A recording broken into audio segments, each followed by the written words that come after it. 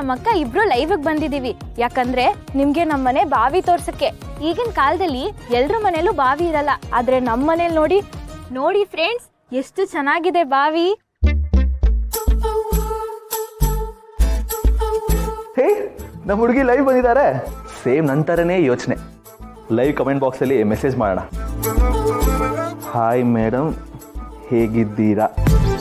Hi sir, ನಾನ್ ಚೆನ್ನಾಗಿದ್ದೀನಿ, ನೀವ್ ಹೇಗಿದ್ದೀರಾ? ಏನು ಮೇಡಮ್, ನಮ್ಮನ್ನ ಮರ್ತೆ ಹೋಗಿದ್ದೀರಾ? ಅಯ್ಯೋ, ಫ್ಯಾನ್ಸ್ನ ಹಾಗೆಲ್ಲ ಮರೆಯಕ್ಕಾಗತ್ತಾ? ನಾನು ನಿಮ್ಮ ಲೈವ್ಗೆ ಕಾಯ್ತಿದ್ದೆ ಮೇಡಮ್. ಫ್ಯಾನ್ಸ್ ಕಾಯ್ತಿರ್ತಾರೆ ಅಂತಾನೆ ನಾವು ಲೈವ್ ಬಂದಿರೋದು. ನಾನು ನೀವು ಬರ್ತೀರಾ ಅಂತಾನೆ ಲೈವ್ ನೋಡೋದು. ನೀವು ನೋಡ್ತೀರಾ ಅಂತಾನೆ ನಾವು ಲೈವ್ ಬಂದಿದೀವಿ. ಅಕ್ಕ, ಯಾರೇ ಅದು ಅಷ್ಟೊಂದು ಕಮೆಂಟ್ ಮಾಡ್ತಿದ್ದಾರೆ? ನೋಡ್ದ್ಯಾ ನಂಗೆ ಎಷ್ಟು ಜನ ಫಾಲೋವರ್ಸ್ ಇದ್ದಾರೆ ಅಂತ? ಇರು ಒಂದ್ ನಿಮಿಷ, ಎಷ್ಟು ಜನ ಲೈವ್ ನೋಡ್ತಿದ್ದಾರೆ ನೋಡೋಣ. ಅಯ್ಯ, ಒಬ್ರೇನಾ? ನಾವ್ ಒಬ್ರಿಗೋಸ್ಕರ ಲೈವ್ ಮಾಡ್ಬೇಕಾ? ಸಾಕು ಬಾರೆ ಅಕ್ಕ. Bye friends. ಅಂಕು ಶಿಟ್, ಲೈವ್ ಕಟ್ ಆಗೋಯ್ತಲ್ಲ. ಆದ್ರೂ ನಮ್ಮ ಹುಡುಗಿ ನಾನು ನೋಡ್ಲಿ ಅಂತಾನೆ ಲೈವ್ ಬಂದಿದ್ದಾರೆ. ಬುದ್ಧಿವಂತೆ. ಇವ್ಳು ಯಾಕೆ ಲೈವ್ ಕಟ್ ಮಾಡಿದ್ಲು? ಇನ್ನೂ ಒಂದ್ ಸ್ವಲ್ಪ ಹೊತ್ತು ಮಾತಾಡ್ಬೋದಾಗಿತ್ತು. ಈ ಲವ್ವಲ್ಲಿರೋ ಫೀಲಿಂಗ್ ಒಂಥರ ಮಜಾ ಇದೆ. ಈ ಫೀಲ್ಗೆ ಅಲ್ವಾ ಹುಡುಗಿರು ಲವ್ ಅಂತ ಹೊಡೆದಾಡೋದು. ಲವ್ವಲ್ಲಿ ಕಷ್ಟಪಟ್ರು ಒಂಥರ ಸುಖ ಇದೆ. ಈ ಖುಷಿಗೋಸ್ಕರ ಕಷ್ಟಪಟ್ರು ತಪ್ಪಲ್ಲ. ಪ್ರೀತಿ ಹುಚ್ಚು.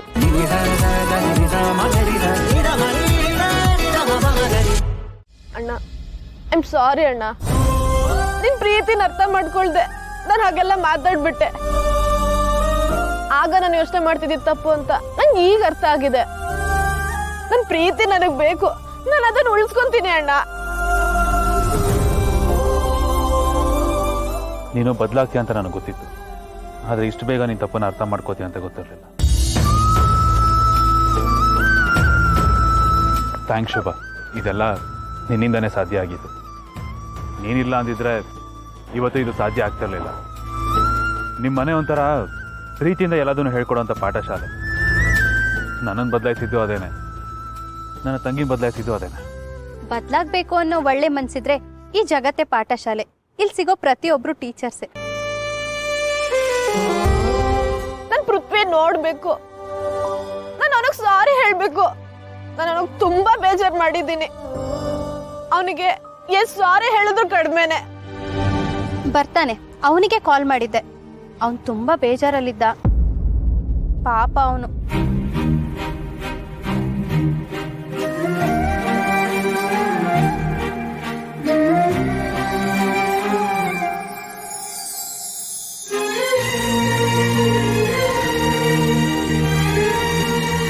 ಸಾರಿ ಕಣ, ನನ್ ಬುದ್ಧಿಗೆ ಏನಾಗಿತ್ತೋ ಗೊತ್ತಿಲ್ಲ, ಹಾಗೆಲ್ಲ ಮಾತಾಡ್ಬಿಟ್ಟೆ.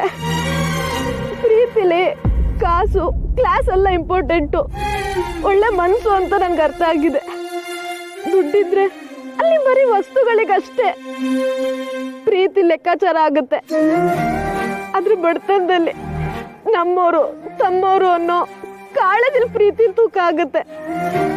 ನನ್ಗೆ 5 ಸ್ಟಾರ್ ಹೋಟೆಲಲ್ಲಿ ಸಿಗೋ ಕಾಸ್ಟ್ಲಿ ಫುಡ್ ಬೇಡ, ಪ್ರೀತಿಯಿಂದ ಹೊಟ್ಟೆ ತುಂಬೋ ನನ್ ಕೈ ತಂದು ಸಾಕು. ನನ್ಗೆ ಅರಮನೆ ಬೇಡ, ಪ್ರತಿ ಕ್ಷಣ ನೀನ್ ಕಾಣಿಸು ಒಂದು ಪುಟ್ಟ ಗೂಡು ಸಾಕು.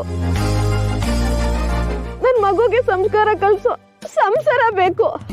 ಇದು ಮಿಡಲ್ ಕ್ಲಾಸ್ ಅಲ್ಲಿ ಮಾತ್ರ ಸಿಗೋದು.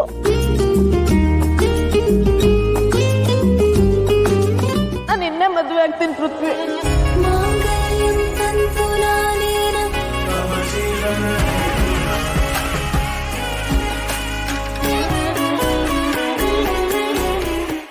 ಹೇಯ್, ಯಾಕೋ ನಿನ್ ಬಯಸಿದ ಪ್ರೀತಿ ನೀನು ಸಿಕ್ತಲ್ಲ?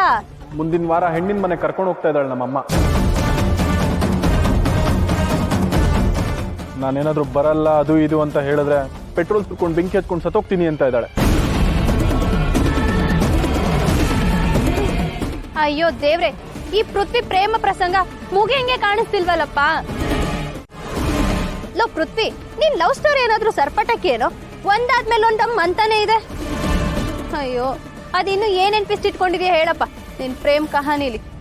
ಹೇಯ್, ಸುಮ್ಮನೆ ಇರೆ. ನೀನ್ ಬೇರೆ, ನನ್ನ ಕಷ್ಟ ನನಗೆ. ಪ್ರಾಬ್ಲಮ್ಸ್ ಏನು ಹೇಳಿ ಕೇಳಿ ಬರುತ್ತಾ? ಆ ಹೇಳಿ ಕೇಳಿ ಬರೋಕೆ ಪ್ರಾಬ್ಲಮ್ಸ್ ಏನಾದ್ರು ನೆಂಟ್ರಾ? ಏ ಸ್ಟಾಪ್ ಇಟ್.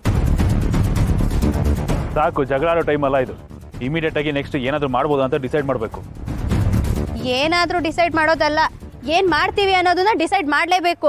ಸರಿ, ಅದನ್ನೇ ಏನು ಮಾಡೋದು? ಕಿಡ್ನಾಪ್.